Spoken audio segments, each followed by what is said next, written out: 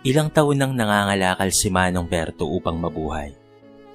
Dahil ito lamang ang alam niyang pangkabuhayan. Dahil bukod sa pangangalakal sa basura, ay wala na siyang alam na iba pang trabaho. Dahil sa kahirapan, ay hindi siya nakapagtapos ng pag-aaral. Hanggang elementary lamang siya. Hanggang sa dumating ang araw na nakapag-asawa na nga siya. Masaya naman ang kanyang pamilya. Kahit sa pangangalakal lamang ng basura ang kanilang ikinabubuhay. Dahil kontento naman sila sa simpleng buhay. Basta't may makain lamang sila sa araw-araw. Sa tingin mo ba mahal, kasya na ang napagbentahan natin ngayong araw para sa pangbaon ni Lucas bukas? Tanong ni Mariel, ang misis ni Berto. Napatingin naman si Berto sa kanya at sinabi, "Kung pagod ka ng mga lakal, mahal, pang buhay na walang pinag-aralan. Kasi grabe kung maliitin sila ng tao." Kaya pareha silang dalawang mag-asawa na kahit pagod na, ay ginagawa pa rin nila ang kanilang makakaya upang masigurado na may bibigay nila kay Lucas ang lahat ng kanyang pangangailangan para lamang ito ay makapagtapos. Tumingin si Manong Berto sa kanyang asawa na nagsimula na muling mangalakal. Alam nilang dalawa na hindi pa sapat ang kanilang pera na napagbentahan ng una nilang kalakal, kaya muli silang naghalungkat sa may basurahan upang may maibenta. Kahit pagod na si Manong Berto, ay patuloy pa rin siya sa kanyang ginagawa. Kahit sobrang tindi na ng sikat ng araw at hindi pa sila kumakain, ay tinatapos talaga nila ang pangangalakal upang may maibenta lamang sila at makaipon ng sapat na pera upang may maipambaon nito at may pangbili ng project sa school. "Nandito na naman po kayo, Mang Berto," saad ni Emilio, ang binatang kaedara ni Lucas, nakasama nila Mang Berto sa pangangalakal. Tumingin si Manong Berto sa kanya at sinabi, "Kailangan kasi, Emilio, lalo na't humihingi ng pang-project ang anak kong si Lucas, at para may pambaon na rin." "Grabe naman, Manong Berto, sobrang mahal na mahal niyo po ang anak niyo. Kahit ampon niyo lamang po siya, ay kung ituring niyo po siya parang tunay ninyong anak." "Naku, Emilio, huwag mong babanggitin na ampon namin si Lucas. Hindi magandang pakinggan." Suway naman ni Mang Berto kay Emilio. Lalo na't ayaw ni Mang Berto na binabanggit ng ibang tao na ampon ng kanyang anak. Dahil kahit napulot lamang nilang mag-asawa sa basurahan noon si Lucas, ay talaga namang minamahal nila ang binata at hindi pinaparamdam sa kanya na siya ay hindi nila tunay na anak. Para kay Mang Berto ay hindi magandang pakinggan na sinasabi ng ibang tao na ampon lamang si Lucas, kasi para sa kanilang mag-asawa ay hindi ampon ng turing nila rito, kung hindi ay parang tunay na anak. "Hindi niyo po ba alam na ampon lamang siya?" tanong ni Emilio. "Alam niya na ampon lamang siya, pero ayaw ko na sinasabi ng ibang tao na ampon si Lucas, kasi kahit hindi namin siya tunay na anak, mahal na mahal namin ang batang yon. Ang turing namin sa kanya ay parang anak talaga namin." Sad ni Mang Berto. Kaya humingi na lamang ng tawad si Emilio, kasi naiintindihan niya ang sinasabi ni Manong Berto. Alam niya kung gaano kamahal ng mag-asawa si Lucas. Lalo pat hindi nabiyayaan ng mga ito ng tunay na anak.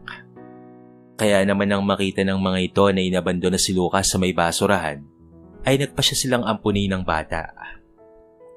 Pakiramdam ng mag-asawa ay si Lucas ang biyaya sa kanila ng itaas upang maging anak nila. Sobrang proud si Manong Berto kay Lucas dahil nakapasok ito sa magandang paaralan dahil sa mataas niyang mga grado. Kahit papaano ay hindi na sila gaanong nahihirapan pang paaralin sa kolehiyo si Lucas dahil meron itong scholarship.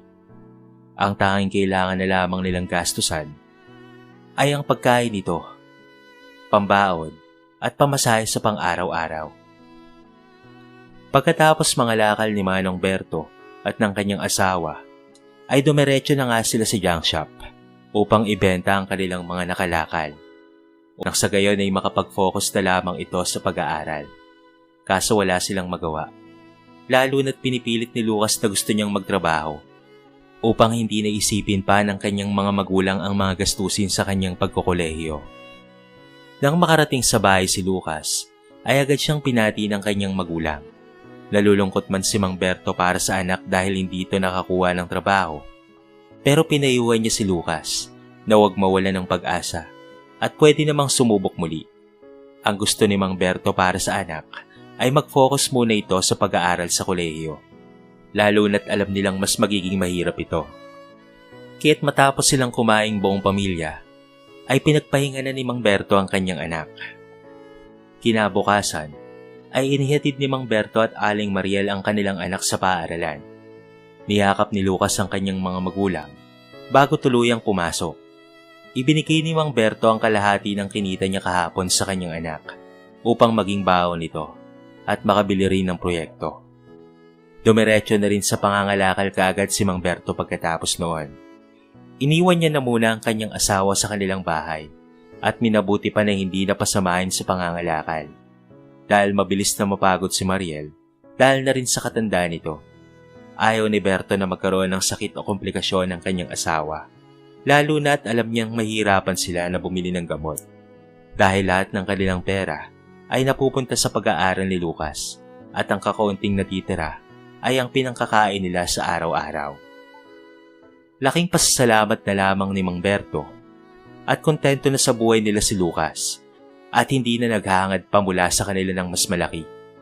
Ang nais na lamang ng kanyang anak na si Lucas ay makagraduate sa kolehiyo at mabigyan ng magandang buhay silang mag-asawa. Ngunit hindi rin naman nais na humiling ng kahit anong kapalit si Mang Berto sa ilang taong pagpapalaki nito sa kanyang anak. Lalo na at gusto niyang makaipon si Lucas. Nang sa gayon ay may pera ito sa oras na nagpasya na itong magkapamilya. Sa mga sumunod na buwan ay humina ang pangangalakal ni Manong Berto dahil meron ng maraming kakompetensya at marami na rin ang nangangalakal kung saan siya kumukuha ng mga basura upang ibenta. Lumiliit na rin ang bayad sa kanila sa junk shop kaya't naisipan niya na maghanap ng ibang trabaho. Kaya't tuwing hindi nangangalakal si Mang Berto ay sumusubok siyang mag-apply sa ibang trabaho na alam niyang kaya niyang gawin. Sa kabutihang palad ay natanggap siya sa isang construction site at sa madaling araw naman ay nagbubuhat siya ng mga gulay sa palengke. Hindi naging madali ang takbo ng buhay ni Mang Berto, lalo na sa tuwing umaga ay pumapasok siya bilang construction worker. Tuwing gabi nagsisimula siyang mangalakal at sa madaling araw naman ay nagbubuhat siya sa palengke ng mga gulay. Kapag day off niya at wala siyang trabaho, ay mas pinipili niyang maghapon na lamang na mangalakal. Sa ganitong paraan, kahit papaano ay kumikinhawa ang buhay nila. At nabigyan na rin niya ng kaunting puhunan ng kanyang asawa upang magbenta ng mga pagkain. Nagdoble kahit si Mang Berto upang masustentuhan ang kanyang pamilya. Lalo na, nabigla siya sa laki ng gastusin na kailangan na bayaran nitong si Lucas. Nahihirapan man siya pero nagpupursige pa rin si Mang Berto. Alang-alang lamang sa kinabukasan ng kanyang anak. Teka Manong Berto, hindi pa po ba kayo pagod? Tanong ni Emilio. Dahil nakikita niya na buong araw na nagtatrabaho ang matanda. Nako iho, sobrang gastos kasi sa pagkukolehiyo ni Lucas. At gustuhin man niyang magtrabaho para pangdagdag niya sa kanyang pag-aaral. Pero hindi ko siya pinapayagan kasi ang gusto ko ay mag-focus lamang siya sa kanyang pag-aaral. Lalo na ilang taon na lamang ay matatapos na rin siyang mag-aaral at makakakuha na rin siya ng magandang trabaho. Sad ni Manong Berto. Baka sa kanyang mga mata ang puyat at pagod, pero ayaw niyang tumigil na magtrabaho. Lalo na at alam niyang kaya pa ng kanyang katawan. Gusto niya na habang may trabaho, ay magpursige lamang siyang magtrabaho upang magkaroon ng malaking sahod na may pangtutustos niya sa pangangailangan ng kanyang anak, maging ng kanyang asawa. Napakaswerte po talaga ni Lucas sa inyo. Talagang hulog kayo ng langit sa kanya. Hindi na po siya makakahanap pa ng magulang na kagaya niyo po, Manong. Mas maswerte kami kay Lucas kasi ginagawa niya ang lahat para makapagtapos ng pag-aaral. Hindi niya sinasayang ang bawat sakripisyo namin para sa kanya. Proud na proud ako sa kanya. Sad ni Mang Berto. Opo, swerte na po siya sa inyo at napakaswerte niyo rin po kay Lucas, sambit ni Emilio at nagpatuloy na sa pangangalakal. Pero agad niyang napansin ang pamilyar na figura at agad na nakilala kung sino iyon. Manong Berto, hindi po ba si Lucas yon? Ano? Tumingin naman si Manong Berto sa direksyon na tinuro ni Emilio at nakita ang kanyang anak. Sandali. Maiwanan na muna kita, iho ha. Pupuntahan ko muna ang anak ko. Sige po, Manong. Pumunta sa direksyon ni Lucas si Manong Berto upang batiin ang kanyang anak. Pero nagpanggap si Lucas na hindi kilala ang kanyang ama.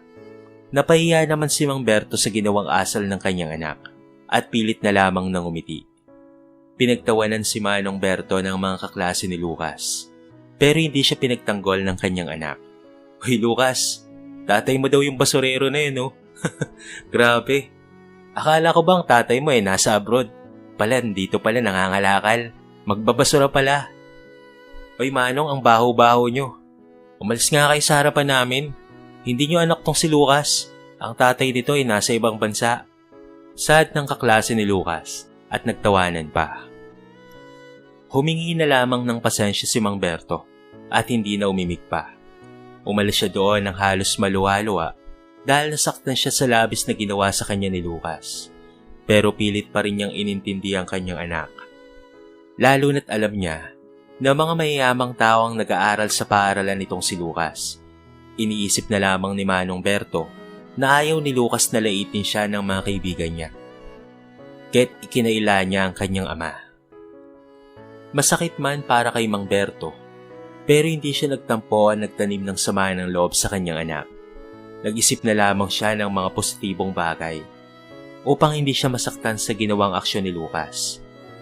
Ngumiti siya sa kanyang sarili at pinagmasdan na lamang na naglakad papalayo ang kanyang anak kasama ang mga kamag-aral nito. Ang mahalaga, masaya ka anak at nag-aaral ka ng mabuti. Halos maiyak-iyak na saad ni Mang Berto sa kanyang sarili habang pinagmamasdan si Lucas na naglalakad papalayo at masayang nagtatawanan. Lumapit si Emilio kay Manong Berto upang tanungin ang ginawa sa kanya ni Lucas. Dahil bilang anak, pakaramdam ni Emilio, hindi yun dapat ginawa ni Lucas sa kanyang ama. Dahil alam ni Emilio kung gaano kasipag at mapagmahal na ama itong si Mang Berto. Naging saksi si Emilio sa ginagawang hirap ni Berto sa araw-araw upang may taguyod lamang itong si Lucas sa kolehiyo. Sobrang naaawa si Emilio kay Manong Berto nang makita niya ang ginawang pagkakaila rito ni Lucas. Tapos hindi pa ito nagawang ipagtanggol ng kanyang anak nang masabihin nito ng masasakit na salita ng mga kaklase nito. Mang Berto, bakit niyo naman po hinayaan na tratuhin kayo ng ganoon ni Lucas? Galit na saad ni Emilio. Kasi para na rin niyang pangalawang ama si Mang Berto, kahit nakakaramdam siya ng awa para sa matanda. Naku, hayaan mo na iho. Alam ko naman na mayayaman ang mga kaibigan ni Lucas, lalo na't nag-aaral siya sa pribadong eskwelahan. Baka ayaw lang niya na malait o matukso siya ng kanyang mga kaibigan. Oras na malaman nila na isang basurero lamang ang kanyang mga magulang. Kahit naiintindihan ko si Lucas, kahit huwag ka nang mag-alala. Sambit ni Mang Berto. Masakit man sa kanya, pero sinusubukan niyang pilit na intindihin ang anak. Hindi naman po ata tama ang ginawa sa inyo ni Lucas. Kahit sabihin na po natin na natatakot siyang malait o matukso ng mga kaklase niya. Sana man lang ay nanaig pa rin po ang pagmamahal niya sa inyo bilang magulang niya. Kasi sobrang dami niyo na pong naisakripisyo para kay Lucas. Tapos ganito lang po ang gagawin niya sa inyo. Huwag ka nang mag-alala, Emilio. Okay lang naman ako po. Ay alam po niya kung gaano po kayo nagpapakapagod at puyat. Kumita lamang po ng sapat na pera para panggastos po sa pag-aaral niya. Sa kasisenteng trabaho naman po ang pagiging basurero. Bakit kailangan niya po pong ikahiya? Pagpoprotesta ni Emilio. Hayaan mo na iho. Bumalik na lamang tayo sa trabaho. Saad ni Berto at hindi na pinansin pa ang binata. Alam ni Berto sa kanyang sarili na may punto ang mga sinasabi ni Emilio. Pero gusto na lamang niyang intindihin ang kanyang anak. Lalo na't alam niya na iba ang ugali ng mayayaman. Lalo't kapag nalaman nila na sa mahirap na pamilya lamang nanggaling itong si Lucas. Kaya't minabuti na lamang na magtrabaho ni Berto kesa isipin pa ang nangyari at masaktan sa ginawa ng kanyang anak. Nang matapos mga lakal si Manong Berto, ay late na rin at masyado ng madilim ang gabi. Nakita niya na natulog pa ang kanyang anak at asawa. Kaya't kumain na lamang siya at pagkatapos ay dumiretso ng nagpahinga. Pagkagising niya, ay pumasok na sa eskwelahan si Lucas at hindi niya na ito naabutan. Habang nagtatrabaho sa isang construction site si Manong Berto, ay muli niyang nakita ang kanyang anak na mag-isa lamang naglalakad. Nilapitan niya ito upang bigyan ng baon na pera. Dahil nag-aalala siya para kay Lucas na baka hindi pa kumakain ng kanyang anak. Anak, may pera ka pa ba?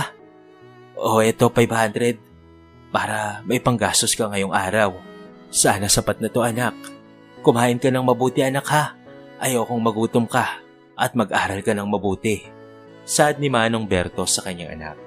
Ay salamat po tay. Pero kumuha na po ako sa wallet nyo kanina ng 500 para po pang baon ko. Sige lang anak, kunin mo na tong 500. Pandagdag mo na ito sa panggastos mo sa school para makabili ka rin ng makakain mo. At kapag may sobra, itabi mo na lamang. Mas mabuti na sobra ang pera mo anak kesa kulang. Sambit ni Mang Berto sa anak. Salamat po tay. Pagpapasalamat ni Lucas sa kanya.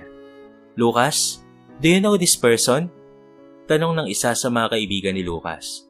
No, hindi ko siya kilala. Pwede ba doon ka mamalimos? Galit na tugon ni Lucas sa kanyang sariling ama nang biglang dumating ang kanyang mga kaklase. Tinaboy ni Lucas at pati na rin ang mga kaibigan nito si Manong Berto. Pilit na lamang nang umiti si Mang Berto at ito ay umalis na kahit nasasaktan siya sa ginawa sa kanya. Hindi niya lubos na maisip na magagawa ulit sa kanya iyon ni Lucas. Pangalawang beses na siya nitong pinagtatabuyan tuwing kasama ni Lucas ang kanyang mga kaklase. Masakit man para kay Manong Berto, pero umalis na siya, gaya ng gusto ng kanyang anak. Dahil alam niya sa kanyang sarili na wala naman siyang magagawa kung hindi ang umalis na lamang. Hindi gusto na magtampo ni Manong Berto sa anak, pero nasasaktan siya sa ginawa nito sa kanya. Hindi lubos sa kalayan ni Mang Berto, nasasabihan siya ng ganoon ni Lucas. Pakaramdam niya ay sobrang layo na ni Lucas sa dati nitong ugali. Dahil hindi naman ganoon ang trato dito sa kanya noon at hindi siya nito ikinakahiya. Sa tingin ni Mang Berto ay masamang impluwensya kay Lucas ang mga bago nitong kaibigan sa kolehiyo. Pero hindi niya alam kung papaanong sasabihin sa kanyang anak. Lalo na at maganda naman ang kanyang mga nauuwing grado. Kaya hirap ring makareklamo si Mang Berto sa pagbabago ng ugali ni Lucas dahil nag-aaral naman ito ng mabuti. Tinapos na lamang ni Mang Berto ang kanyang trabaho at tumiretso nang umuwi ng mabigat ang loob dahil sa mga nangyari. Pero pagdating niya ng bahay, ay umiiyak si Lucas na sumalubong sa kanya. Humingi ito ng tawad sa kanya. Pinaliwanag ni Lucas sa kanyang ama kung bakit niya yun nagawa. Sinabi niya na natatakot lamang siyang maliitin at mapagsabihan ng kung ano-ano na masasakit na salita. Kaya't naisip na lamang ni Lucas na ipagkaila ang kanyang ama. Niyakap naman siya pabalik ni Manong Berto. At sinabi sa anak na naiintindihan niya ang rason ni Lucas. Pero sana lamang ay hindi na yun maulit pa. Nangako naman si Lucas na hindi na maulit ang kanyang nagawa. Sobrang naging maginhawa sa pakiramdam ni Manong Berto ang paghingi ng tawad sa kanya ni Lucas. Naging masaya naman ang ina ni Lucas para sa kanya dahil alam niya kung papaanong itama ang kanyang pagkakamali. Alam ni Mang Berto sa kanyang sarili na tama ang kanyang naging pagpapalaki sa anak. May nagawa man na mali si Lucas, pero alam nito kung paano kaagad humingi ng tawad sa kanyang magulang. Simula nang nangyari yon, nalaman ni Mang Berto na nilayonan ni Lucas ang kanyang mga dating kaibigan at nagkaroon ng bagong mga kaibigan na siya ay tanggap sa kahit ano pa man siya. Ipinakilala ni Lucas si Mang Berto sa kanyang mga bagong kaibigan.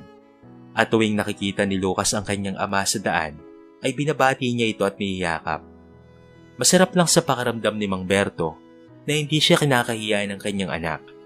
Lalo na, marangal naman ang kanyang trabaho at ito ang paraan upang may taguyod niya sa kolehiyo ang kanyang anak na si Lucas. Lumipas pa ang ilang mga taon at nakagraduate na nga si Lucas at nagkaroon ng magandang trabaho. Hindi man hiniling ni Berto at ng kanyang asawa kay Lucas na bilan sila ng bahay, ay kusang ginawa iyon ng kanilang anak para sa kanila. Kusang sinusuportahan ni Lucas ang kanyang mga magulang. Sobrang gaan sa pakiramdam ni Berto na may anak siyang kusang nagbibigay sa kanila kahit hindi niya hinihiling. Alam niya sa kanyang sarili na maswerte sila na si Lucas ang kanilang naging anak at naging tama ang pagpapalaki nila rito. Nakagawa man ng pagkakamali si Lucas sa kanyang mga magulang, ang maganda roon ay natuto siyang humingi ng tawad at pinagsisihan ng lahat. Alam niya sa kanyang sarili na hindi siya tunay na anak ng mga ito. Pero ipinagpapasalamat niya na hindi niya naramdaman kahit minsan na siya ay hindi nila kadugo. Bagkus ay ipiniramdam ng mga ito ang tunay na pagmamahal at pag-aalaga. Kaya naman hindi nag-aaksaya si Lucas na suklian ng pagmamahal na ibinigay sa kanya ng mag-asawa. Wala na siyang balak pang hanapin ang kanyang tunay na mga magulang, sapagkat para sa kanya ay wala siyang kakulangan, sapagkat buong-buo siyang minahal ng mag-asawa.